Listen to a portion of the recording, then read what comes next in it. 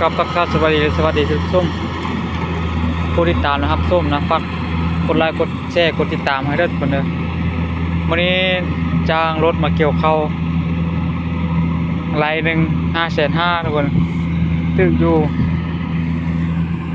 500 บาทป่ะ550,000โอ้เกือบ1,800ไล่นึง800-900เป็นทุกคนนะไปกินตุ่มใช่ไหมลัดหนูก็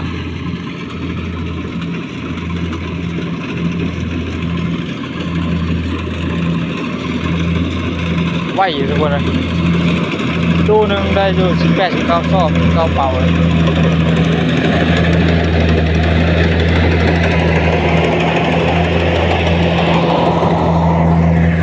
ลัดหนูก็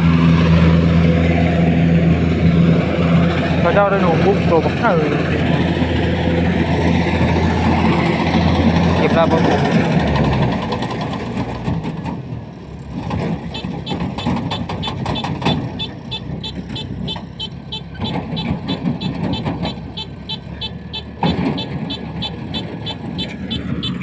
รถตายแล้วปะ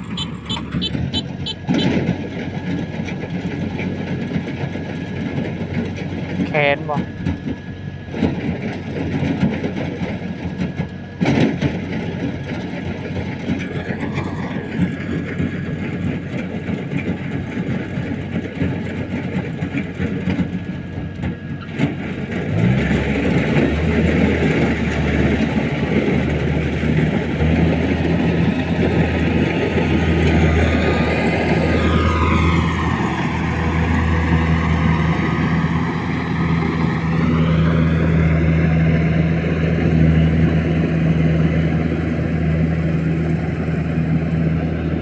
เป็นขี้ตุ่มไว้นะเฮ้ย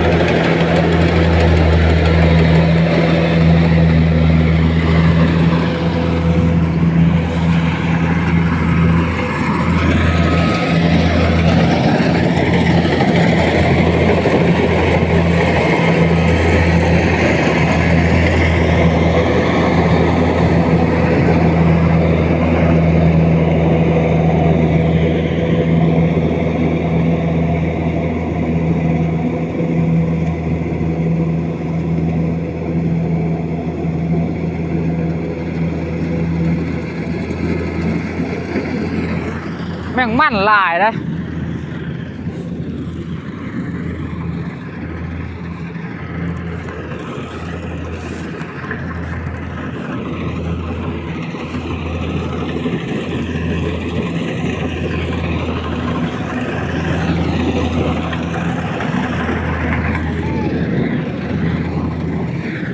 มันเป๊ะนะบ่มีเต้หนู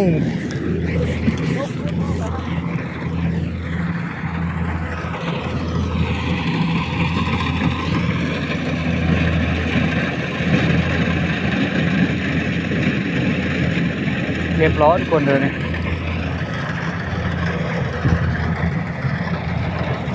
คลิปนี้ก็จบไปแค่นี้ทุกคนเลยโต้งเข้าก็เยอะกันคลิปใหม่ด้วยทุกคนเนาะบายฝากกดติดตามกดไลค์กดแชร์นะเข้าเต็มละตู้ปกเข้าก็